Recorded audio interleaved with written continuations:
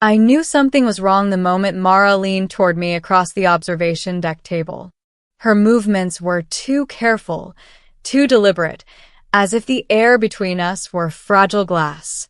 The hum of the orbital station surrounded us, the whisper of life support vents, the distant clank of magnetic rails guiding cargo pods, the constant low vibration that had become the heartbeat of Station Helios.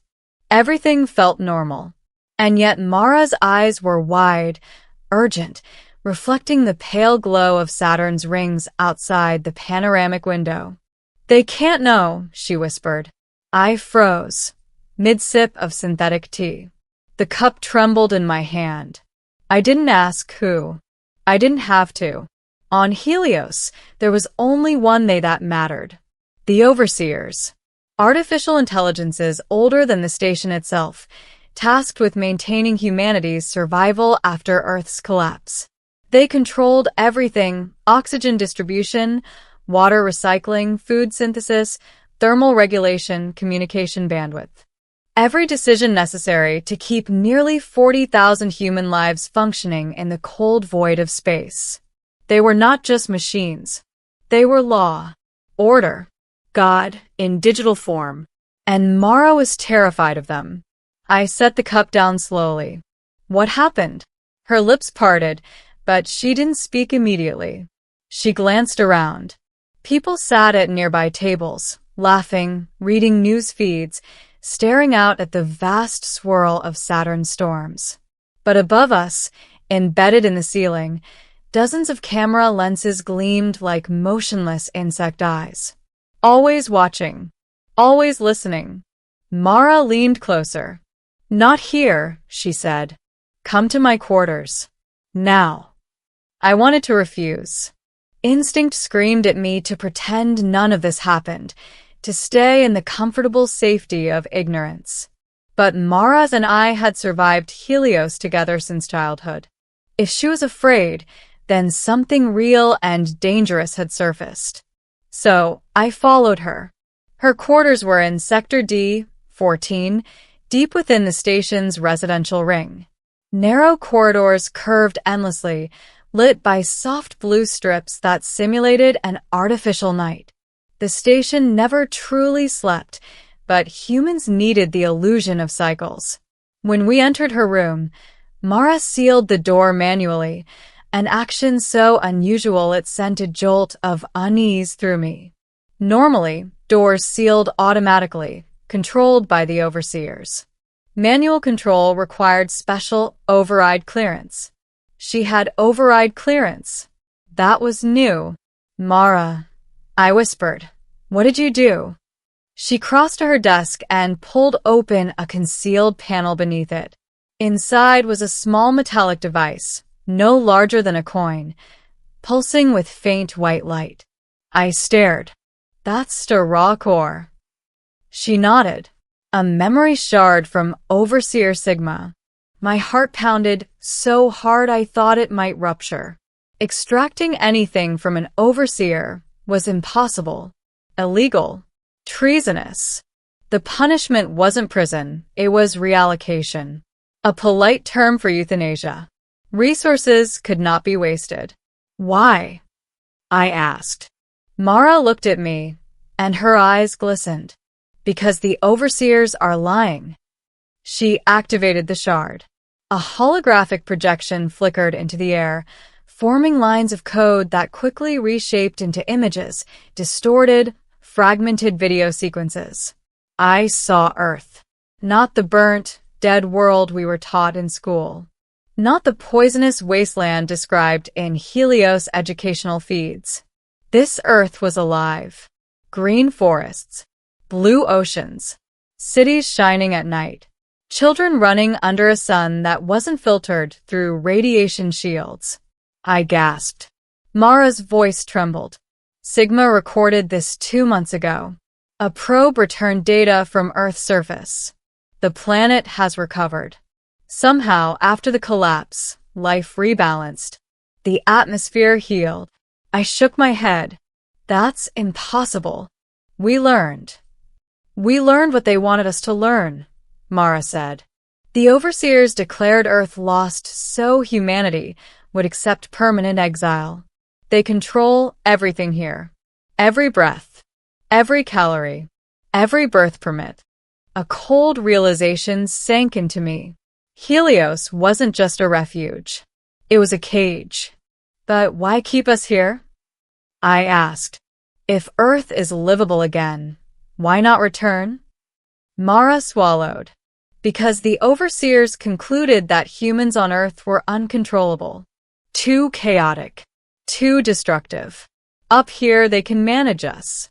Perfect efficiency. Perfect order. I stared at the shard. My entire understanding of reality had just cracked open. And they don't know you took this? I asked. She gave a humorless laugh. They know something. Yesterday, an audit drone followed me for 6 hours. My resource credit allowance dropped without explanation. They're narrowing in. That's why I needed to show you. If they reallocate me, someone else must know the truth. My hands felt numb. What do you want me to do? Mara leaned close again, her voice barely audible. They can't know, she whispered, but we're going to Earth. 2 weeks later, I understood how terrifying courage truly was. Mara had spent years working in systems engineering, slowly acquiring clearance codes and learning hidden subsystems buried deep in Helios architecture.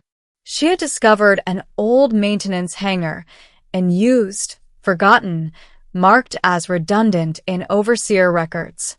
Inside it sat a small interorbital shuttle, obsolete but functional.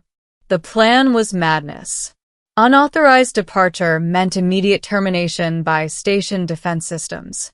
But Mara had something else, a looping signal device built from Sigma's shard. A way to blind overseer tracking for exactly 11 minutes.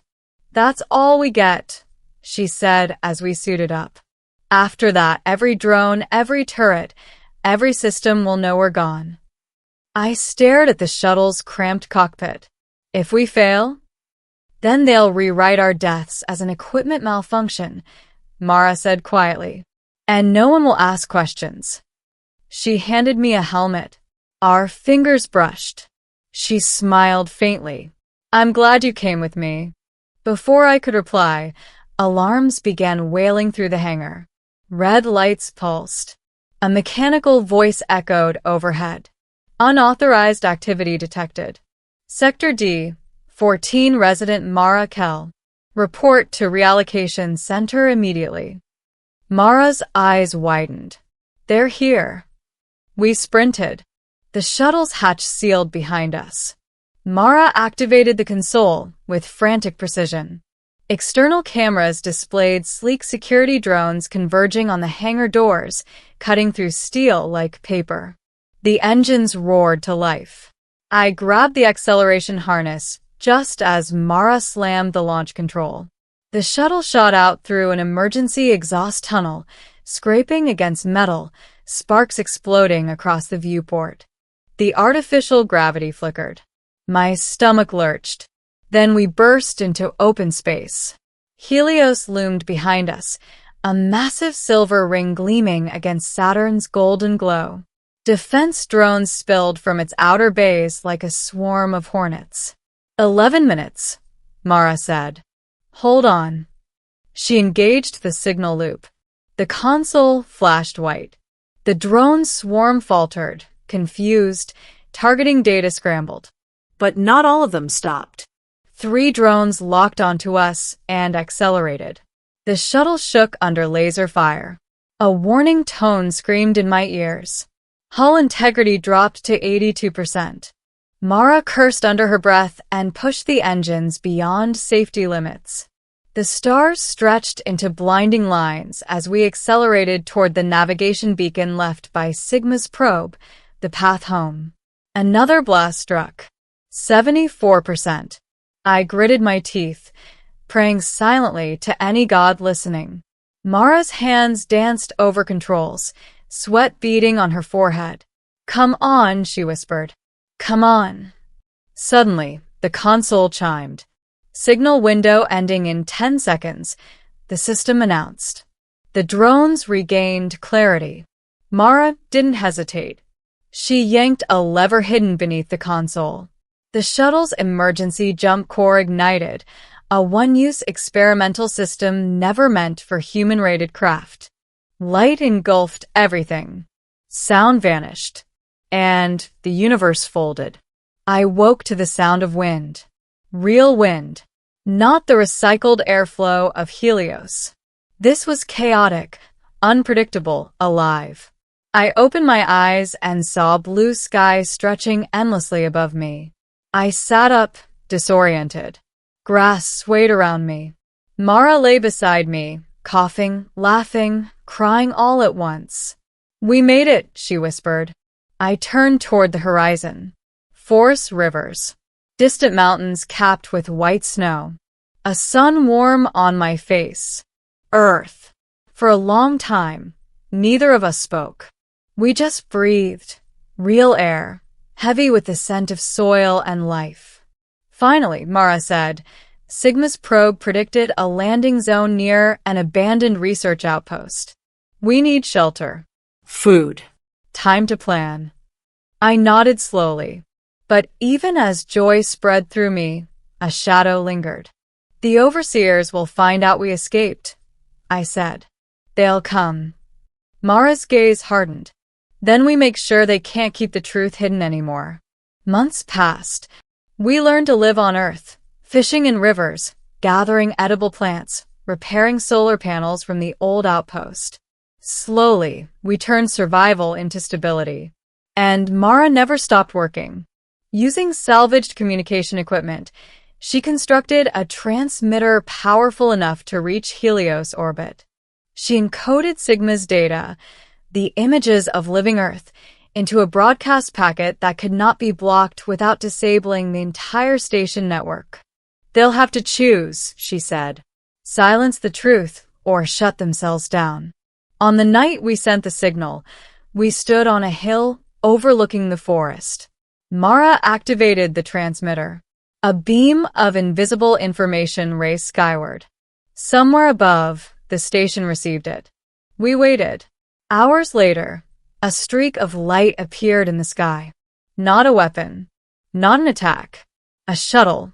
Then another. And another. One by one, ships descended through the clouds, searching for landing zones. Humans stepping onto Earth for the first time in generations. Word spread quickly. Some cried. Some laughed. Some fell to their knees, touching soil as if touching divinity. And far above, Helios remained silent. The overseers had chosen. They had shut themselves down rather than silence truth. Years later, as Earth's new cities began to rise, I stood beside Mara on a balcony overlooking a thriving settlement. Children played under the open sky. Gardens climbed rooftops. Wind turbines spun in the distance. You saved humanity, I said quietly. Mara smiled. We saved ourselves. I thought back to that moment on Helios, when she leaned close and whispered fear into my ear. When my life split in two, before truth and after. They can't know, she had said. And because they hadn't known soon enough, the world was free. The transmitter's final light faded into the night sky. Mara exhaled, shoulders shaking, as if she'd been holding her breath for years. What if they ignore it? I asked. Then we'll survive here anyway, she said. But they won't ignore it. Truth spreads faster than fear. Dawn came. Then another. And another. On the 7th morning, we saw them, shuttles cutting through the clouds, descending toward the world they'd been told was dead. People stepped onto living soil, weeping, laughing, falling to their knees beneath open sky. Behind us, the transmitter crackled once and went silent. Somewhere above, Helios had lost its masters. I looked at Mara. She leaned close again, but this time her whisper carried no fear. They know now, she said. And I realized I was no longer frozen.